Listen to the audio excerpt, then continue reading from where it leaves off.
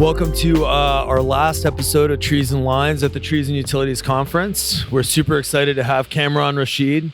He's a director in Vegetation Strategy and Analytics at PG&E. Thank you for joining us, Kamran. You're welcome. Pleasure to be here. Yeah. Kamran, tell us a little bit about yourself, a little bit about your background. Let's get to know you a little bit with the audience. Right. So my name is Kamran Rasheed, and I have a master's degree in forestry from Pakistan. And then I did multiple certification, including ISA certified, utility specialist, track qualified by ISA, and safety certification, CUSP, CTSP. Wow. And I did few other certifications. I'm not going to go on all of those. And I started my journey of utility vegetation management in 2001 as a utility forester. And some people call it utility arborist. Nowadays, some people call it utility vegetation management inspectors, but all the same, basically planners planning the work ahead of the tree crews. And since then, I've been learning and doing this job and worked as a supervisor, as a manager, and operations manager, and then now I'm a director of Vegetation Strategy Analytics. In between, I stood up a lot of vegetation programs, such as we call the SEMA program, a tree mortality program in California. I stood up in 2014. Wow. I know you were also a speaker here at the conference. Is that right? Yes, that is right. And what were you focused on here? Like, what was your topic about? My topic was business acumen. So one of the colleagues reached out is that, hey, a lot of people in our industry, they always complaining about their budget, not having budget and not able to put their business case to say what needed to happen. Yep. So then I start thinking, I'm like, yes, that is one of the thing we can help, or at least share our ideas how we can do this. And the main focus was when our lot of industry leaders, they come from the ranks from the pre-inspection companies or from the tree work.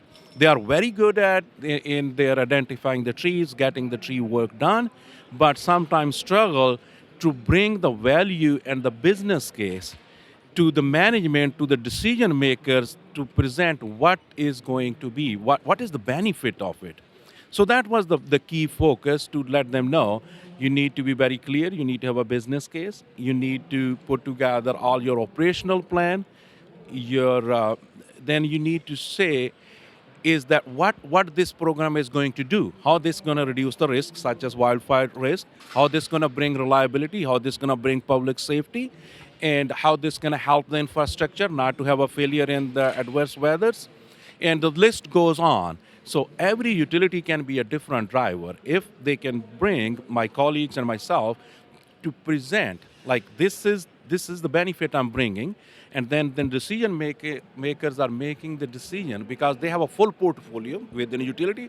They have a construction, they have a maintenance, they have a substation, they have a undergrounding, they have a generation, long list. Yeah. Now they're making a budget. So this way you can have a fair analysis put on the table to make sure decision makers are fully informed which risk you are going to lower or maintain or mitigate. Yeah. So that was the focus was trying Oh, that's to share. fantastic. Our natural tendency when we seek continuing education is to educate ourselves in the stuff we like and we know.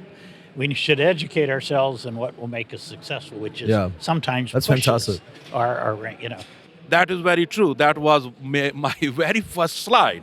Going from a doer or a subject matter expert going to a manager or a leader. How to transition. So now you put a little bit different hat. You are not going to be looking on the trees whole day and prescribing. Now you facilitating and paving the path for your team to mitigate the risk. To do that, you need to have a stakeholders on board, other departments, communities, environmental organizations. You need everybody, internal and external stakeholders. You got to learn that skill, build that muscle, as Phil said, and you just shifting. At the same time, what you acquired in your early life on the subject matter expert about the trees, about the forest, that will be very handy time to time. But at the same time, you are in a little bit different world. You're facilitating Yeah. the work to get it done. Was that a natural transition for you, or did that take some time for you to make that adjustment? For me, I think transition started a little bit earlier. I was lucky because when I was doing my pre-inspection job, I got promoted after a few years to be operations manager under another consulting company. When I was that, I was given an area and I need to keep it compliant, work with the client at the same time, be profitable. So put my case in front of a client on the pricing and everything. My education started on this, I will say around 2005. So I was one of the lucky one, I can say. Sometimes it can be quick. And the other thing is that when I did my master's, and there was a subject about accounting, public policy, some educational background helped me as well.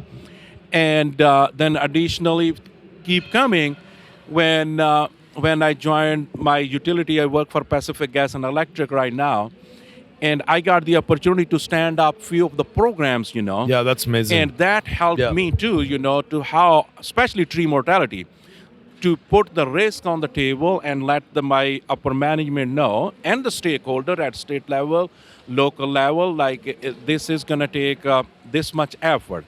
So it helped. I will not say it is a natural transition, but I think the scenarios helped me to get better at it. We're all watching the very unfortunate events unfold in Maui. PG&E has, over the last several years, has had to deal with a lot of very complex, issues, etc. But that's allowed you guys to really grow and develop and really become very innovative and forward thinking on the wildfire risk mitigation side of things. Have other utilities that are now dealing with wildfires, did they reach out to you guys in sort of a mentorship capacity where you can share learnings and strategies to help them navigate what they're going through at the moment? Definitely, first of all, very tragic incident, Very tragic. still watching it. Yeah. And Very praying sad. for everybody's Yep. safety there. 100%. And well-being. And so on, environmental changes are affecting everybody on the globe. Some part of the world is getting affected more, relatively speaking. I'm in a relative terms. And for that, and I was in Australia, so I got an invite there on their Arbor National Conference. So to talk about our journey, how we are adjusting. The topic was the word with one of my other colleagues we presented is adaptive vegetation management. How we need to adapt. We cannot continue to do what we used to do. We need to adapt. Environment is changing. Tree mortalities are going at a different level. And the weather condition, rains patterns are changing. So the direct answer is other utilities reaching out to us. Definitely they are reaching out to us. We are reaching out to the other ones too. I was making a lot of connection here to understand how is everybody doing and what people seeing. And one thing I will say, even my presentation, I dedicated one of the slide on the benchmarking. I'm like, hey, don't feel like you know everything or you need to know everything. We are human beings. Lot of industry leaders are there. We need to learn from their experience and what they dealt with and then put the pieces together. You can travel. Nowadays, technology, you can do a meetings online or even send an email questionnaire. I use all of those and some other utilities are doing with us too. So we are learning together from each other. That's fantastic. And even utilities outside of the fire-prone area, what we think of fire-prone areas today, need to be watching and learning because the fire-prone area of America is getting bigger and bigger. Definitely, Yeah. that's what I say. Climate change can give you a lot of surprises. Oh, yeah, for Having sure. a hurricane in San Diego last month, Yeah. you That don't was a expect surprise. that Yeah, that's things, right. like having clouds over Eastern California, I'm trying to say smoke clouds, not real clouds, coming from the Canadian side. That is kind of something new, So in even United States, there are areas where you never thought the fire will happen, but still people start thinking in these states like how this is changing. Things are changing rapidly. What it takes is 1 year of big change in a drought or not rains on time and condition when it picks up. The other thing I want to highlight is, one thing is that what is happening in the forest. The other thing is the growth on construction side. Lot of our houses and all these are new subdivisions are going towards more wilderness, and once the fire enter any of the residential or built areas, the material we use and everything, that is increase the fire. The firefighters have a hard time. I think that it need to be a holistic approach. Definitely vegetation management is a piece. Lot of other pieces are there for electric company and other utilities, and also I think there need to be an innovation. People expert all the must be thinking how in the new developments can be more fire protected or so better resilient. That is another angle I think our industry need to start highlighting and work with that industry. All right. So in your current role, your lens and some of the things that you're thinking about, you mentioned you also oversee data analytics. Can you maybe share with us some of the tools and the technologies that you guys are considering or currently utilizing that helps you take a little bit more of a proactive, informed approach? Definitely. So again, what we are doing, I have a few, team member dedicated to that. I have a data scientist as well. So we are looking data from everywhere possible. Some is very new technologies, such as we have a LiDAR. We have, I will bundle it together like remote sensing. We can call it, it's a satellite. There is a photogrammetry, there is ortho imagery. Some you can collect by yourself, and some open sources are available, or you can buy.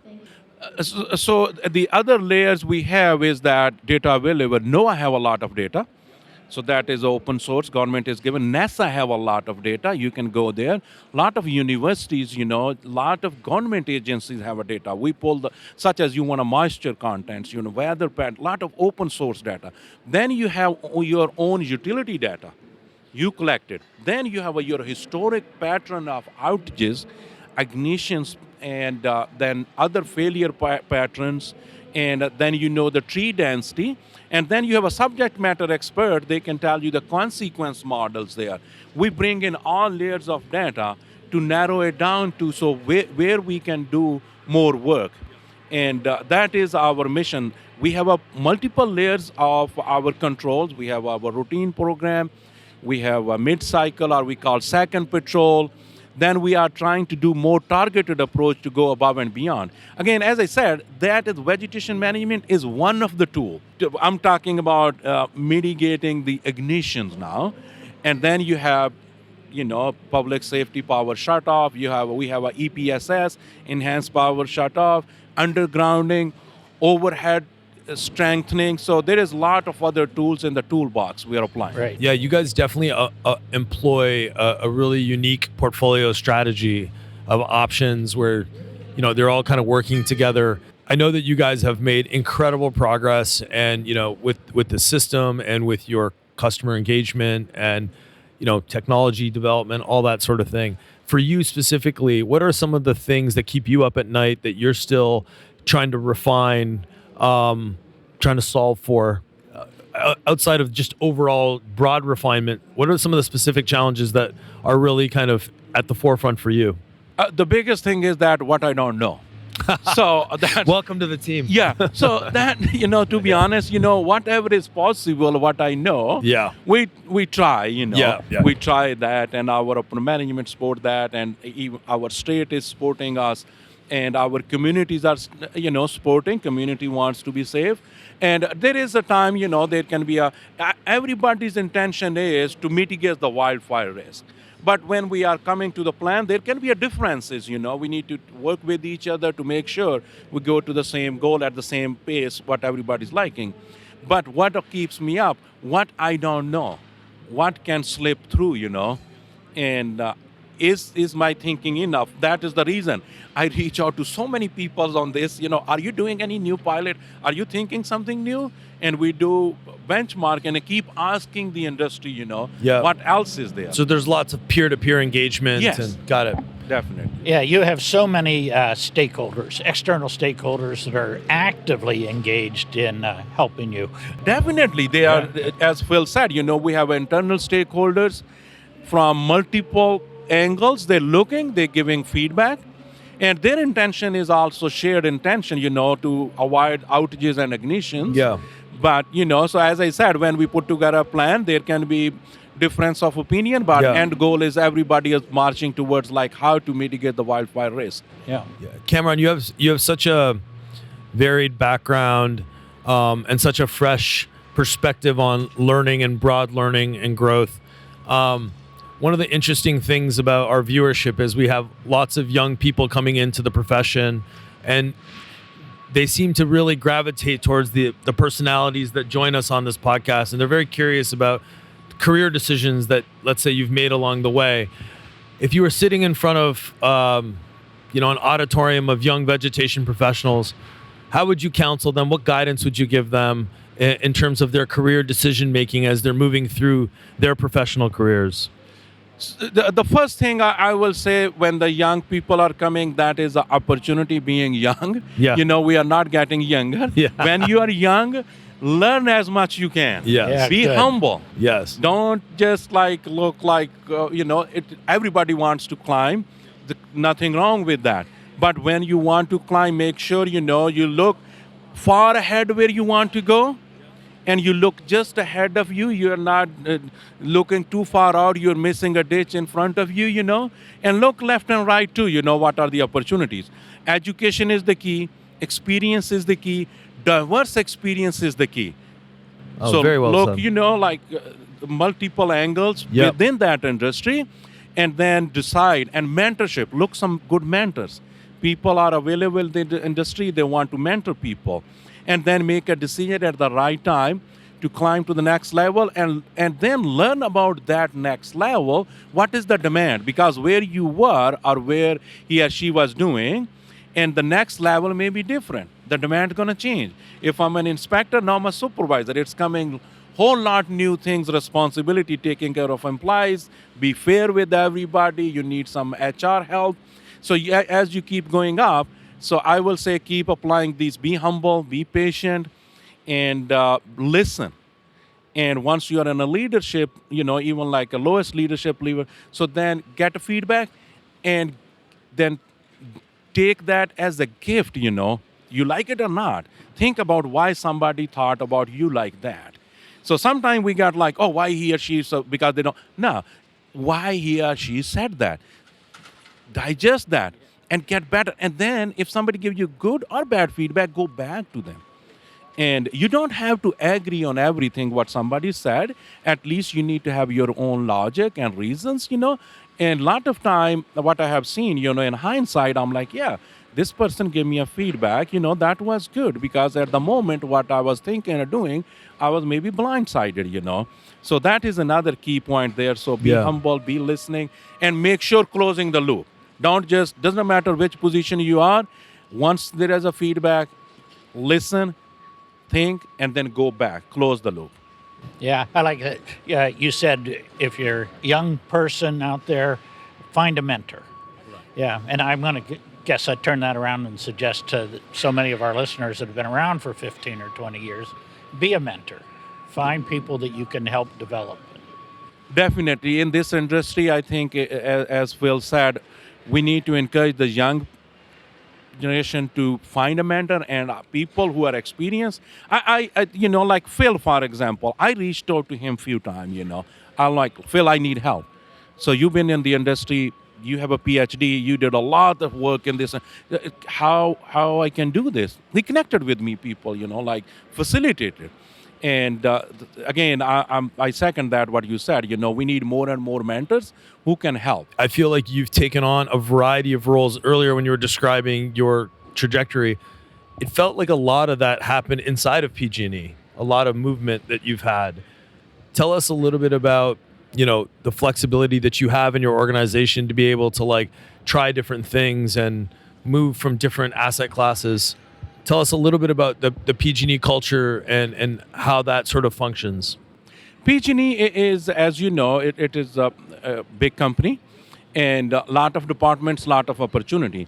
Prior to joining PG&E, I worked for a peer inspection company. I did my multiple roles there. I was an inspector. Then there is a role we call like, I don't know what every company call, but the role is to going like a tags or refusals. That takes a little bit more patience and interpersonal skills. You're trying to convince the customer you need to do it. Then I was a supervisor, then operations manager, training, learning. When I got in PG&E, so that opened up a lot more doors too, because PG&E have so many different departments, because it's specific gas and electric. Yes. These are the two main things. Then there is a lot of other organizations who are supporting Yes. the delivery, the generation, customer service. So on that, I majority of my time is veg management.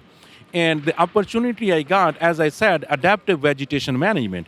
When the drought hit, that gave me opportunity. My company tapped me on the shoulder. Hey, you need to stand up a new program. We need to deal with it. Governor declared state of emergency. Opportunity came through that, the situation. So then later on, when I stood up that, I got the opportunity. I managed that, and then I got opportunity to be a senior operations manager to run the whole operations for vegetation management. Opportunities come if you do patience, you do a good work, you're being recognized. That is one way the opportunity comes. The other one is you keep your eyes open, look for mentors within the org, outside of your org from vegetation management. I did spend a year or over a year in electric operation safety. I was very curious, how I can help to be more safe.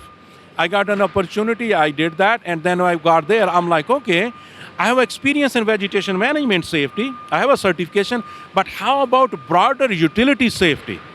So I was able to do CUSP, because when I'm in a safety, I need to be learning how to be watching people, how to contribute. Yes. So that helped me to go there, get more humble, Yes. to get a perspective in a different workforce. Then what I'm doing today, that was also the need.